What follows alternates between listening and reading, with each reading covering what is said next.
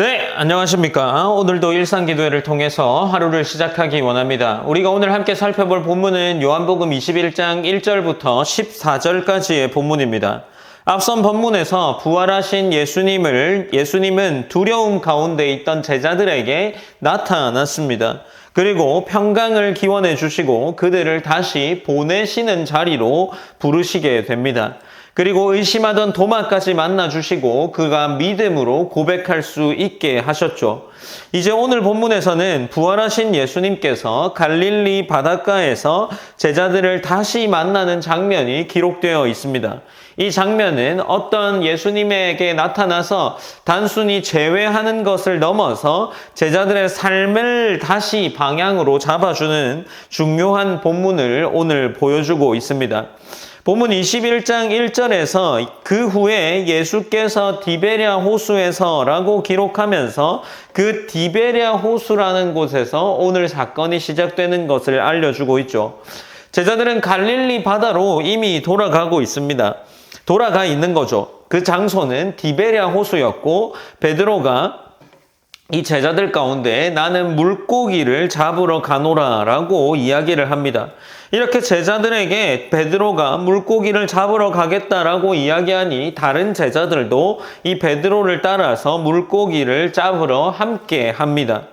이것은 이 제자들에게 일상이 회복되어진 것처럼 보이기도 하지만 한편으로는 일상이 회복된 것이 아니라 부르심 받은 제자들이 이 부르심을 통해 어디론가 나아가야 함에도 불구하고 어디로 나아가야 할지를 알지 못한 채 그저 자신들이 익숙했던 자리로 돌아간 것처럼 보이기도 합니다.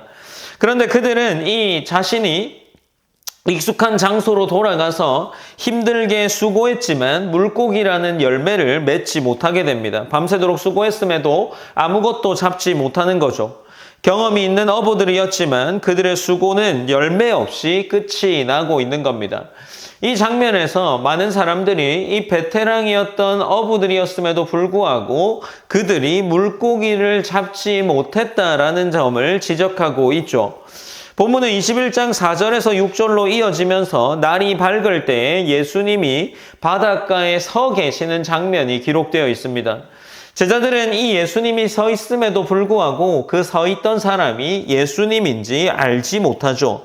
예수님은 이제 이 제자들에게 얘들아 너희에게 고기가 있느냐라고 물으시고 그들이 없다라고 이야기를 합니다. 그러자 예수님께서 오른편에 던지라, 그물을 배 오른편에 던지라라고 말을 하죠.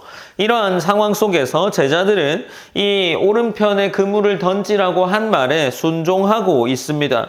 그럴 때에 지금 그물에 가득 찰 만큼의 물고기가 잡히는 것이 이 장면 속으로 이어져 나가고 있는 거죠.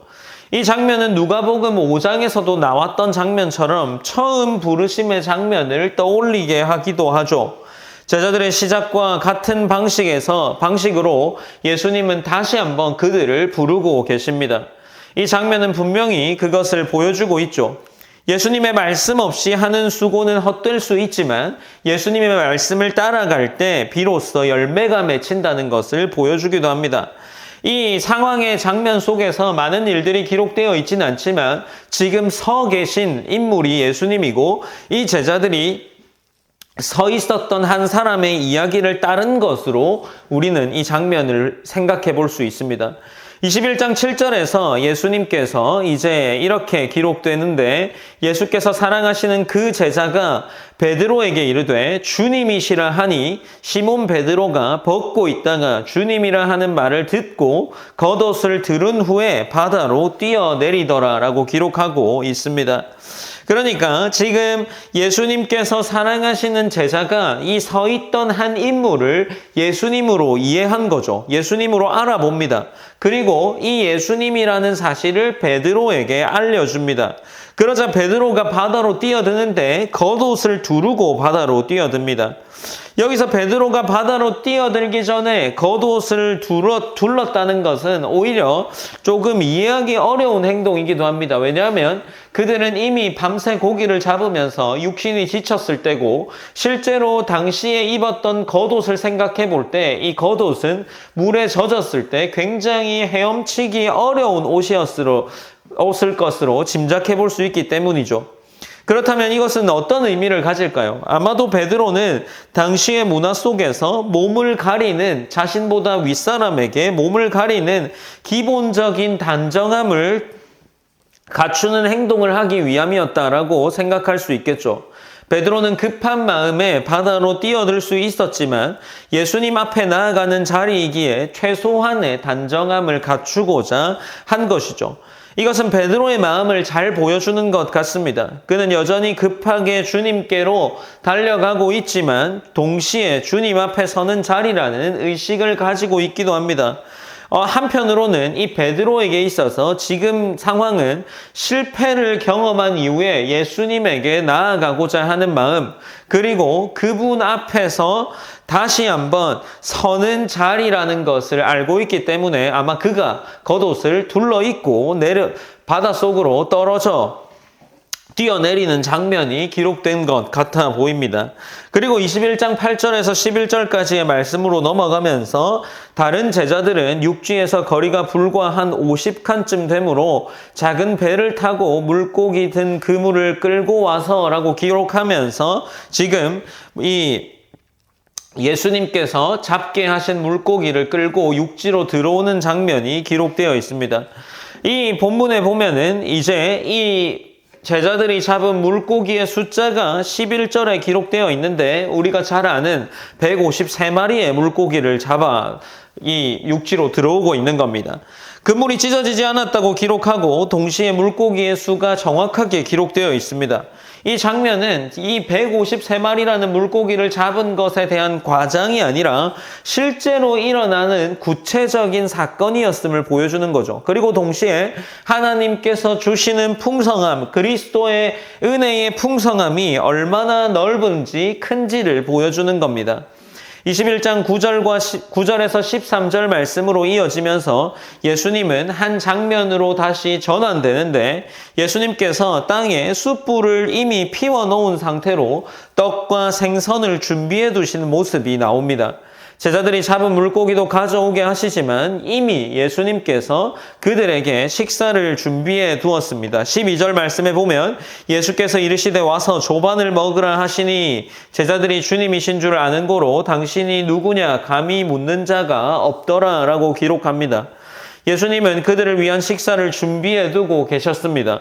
그리고 이 장면을 요한이 이렇게 기록한 것은 굉장히 의도적이다라고 할 수 있는데 숯불이라는 단어가 등장을 하죠. 이 숯불이라는 단어는 어떤 것을 떠올리게 할까요? 아마도 베드로의 입장에 있어서 굉장히 수치스러운 기억을 하게 할 겁니다. 본문 9절에 보면 이 숯불이라는 단어가 등장을 하고 이 숯불이 피워진 상황을 연출하고 있는 겁니다.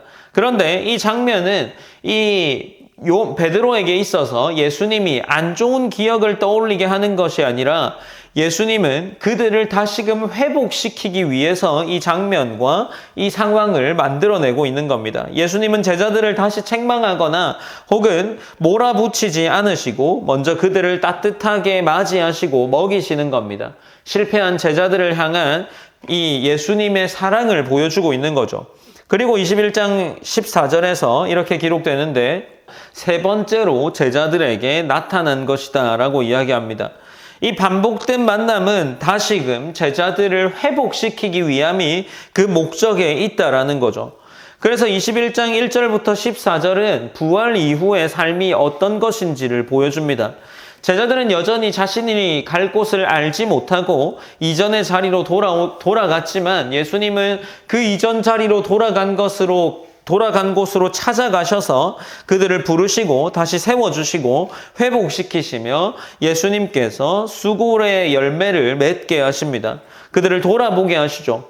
그래서 우리는 이 말씀을 통해서 우리의 신앙 또한 돌아볼 수 있을 겁니다. 우리의 신앙이 다른 곳을 향해 있을지도 모릅니다. 예수님은 우리에게 제자의 사명을 주시고 우리가 삶으로 최종 목적지로 나아가야 할 방향을 주셨음에도 우리는 흔들리기도 하죠.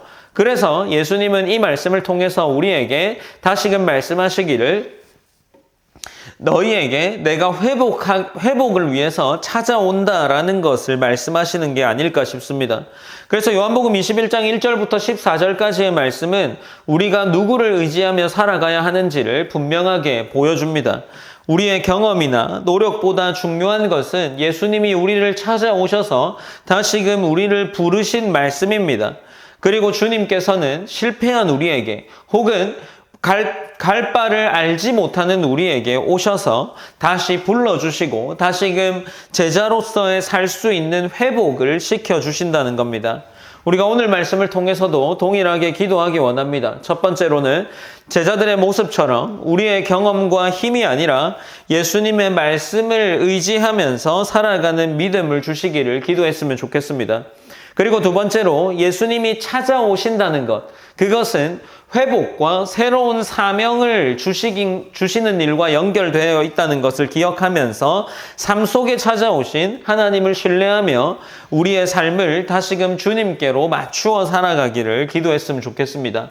오늘 또한 제가 기도함으로 일상기도회를 마무리하겠습니다. 사랑의 하나님 감사합니다. 하나님 우리가 오늘도 일상기도회로